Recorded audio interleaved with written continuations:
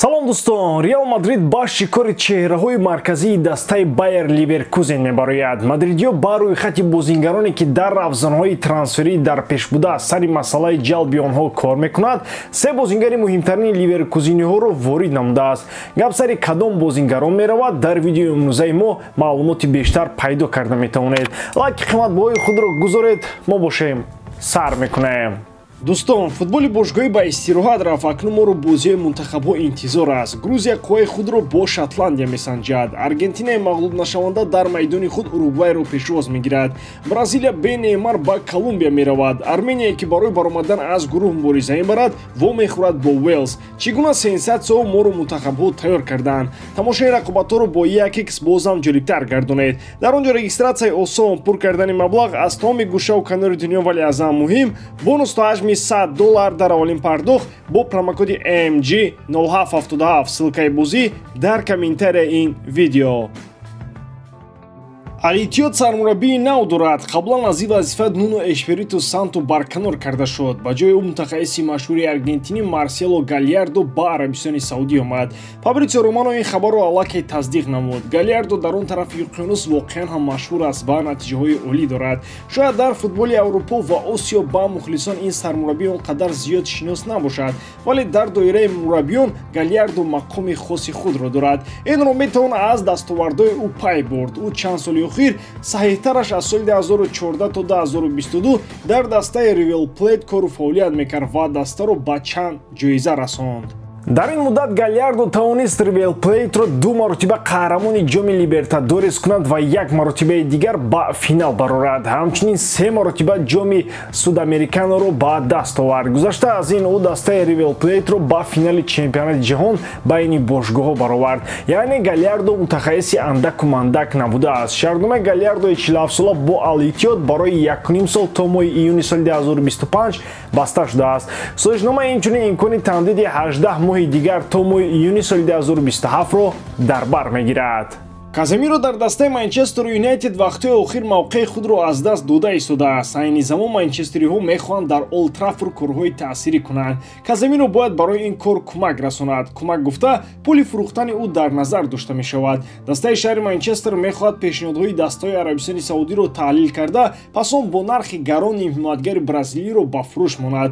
Ӯ ҳангоми аз Реал ба Манчестер Юнайтед гузаштан дар ин ҷо тавонист ба нафари худӣ табдил ёбад, вале оҳиста-оҳиста мушкилиҳояш зиёд шуданд. Сармураббии даста Эрик тен Хаг аз бозии ӯ розӣ буд ва футболбози бразилиро яке аз чеҳраҳои меҳварии дастаи худ медид. Дар Манчестер Юнайтед ҳама аз Каземиро розӣ буданд. Каземиро ҳам аз Эмио розӣ буд. Яъне ягон омиле набуд ки метавонист онҳоро аз ҳам ҷудо кунад. Ва аммо ҳамаи чиз зуд тағйир ёфт. Ҳатто дар баъзе расонаҳо хабаре нашр шуд ки гӯё Каземиро аз омадани худ ба Эмио ва тарки Реал изҳори пушаймонӣ кардааст. Новобаста аз ин дастаҳои дигар кӯшиши харид кардани нимҳиматгари бразилиро мекунанд. Ҳатто гуфта мешавад ки худи ҳамин зимистон дастаҳои арабӣ бо пешниҳодҳои худ ба Олд Траффорд хоҳад омад. Рафиня метавонад ба Премер-лигаи Англия баргардад. Ньюкасл аз кишвари Албиони туманолуд бисёр даводави сахт барои ба сафи худ ҷалб кардани ин бозингари бразилӣ карда истодааст. Аввал бояд фаромӯш накунем ки Барселона барои овардани ин футболбоз ба Каталония аз хазинаи худ 58 миллион евроро ба Лидс дод. Ин маълумот барои он оварда шуд ки Ньюкасл ба дастаи каталонӣ пули калон пардохт хоҳад кард. Чаро каталониҳо розӣ шуданд то Рафиня ба фурӯш гузошта шавад? Сармураббии нилоннориҳо хави ба ин бозингар умедҳои калон надорад. Аз ин лиҳоз Рафиня ба феҳристи фурӯхташавандаҳо ворид гардид. Аз фурӯши ӯ каталониҳо метавонанд на танҳо маблағро ба даст оранд, балки ҳайатро ҳам қавитар созанд. Ғайр аз Ньюкасл ҳамчунин Челси ҳам кӯшиши харидории Рафиняро хоҳад кард. Онҳо аз мавсими гузашта дар талоши ҷалби Рафиня бошанд, вале он замон бозингари бразилӣ Барселонаро интихоб кард. орзуи бозӣ кардан дар Барса барои Рафиня ҷомаи амал пӯшид, аммо он метавонад кӯтоҳмуддат бошад. Қаблан мухлисон аз Рафиня розӣ буданд ва мехостанд ба ҷои Дембеле ӯро бештар дар майдон бинанд. Пас аз рафтани Дембеле ва Ансу Фати имконият барои Рафиня хеле зиёд шуд, вале таври мушоҳидаҳо нишон доданд, ин бозингар интизориҳоро бароварда карда натавонист. Сабаби асосиро метавон осебҳои паёпаи ин бозингар номид, аммо ба ҳар сурат 2 гол дар 11 бозӣ он натиҷае нест ки каталониҳо аз Рафиня интизор доштаанд. Флориан Вирц, Джереми Фримпонг ва Виктор Бонифас бозингарони калидии Байер ки метавонанд фаъолияти худро дар Реал идома диҳанд. Ин трио дастаи Байер бояд пас аз анҷоми мавсими ҷорӣ ба Реал Мадрид гузаранд. Ин ҳам анҷоми кор нест. Мадридиҳо ғайр аз ин боз мехоҳанд Хаби Алонсоро сармураббии нави дастаи Реал Мадрид кунанд. Мо пештар ҳам гуфта будем ки шаҳрномаи Карло Анчелоти бо Реал Мадрид соли 2024 ба охир мерасад ва пас аз анҷоми он мутахассиси итолиёвӣ ба эҳтимоли зиёд роҳ пеш мегирад ба тими миллии Бразилия. Номзади асосӣ ба ҷои ӯ ба симати сармураббигии дастаи шоҳона бозингари собиқи Реал Хаби Алонсо мебошад.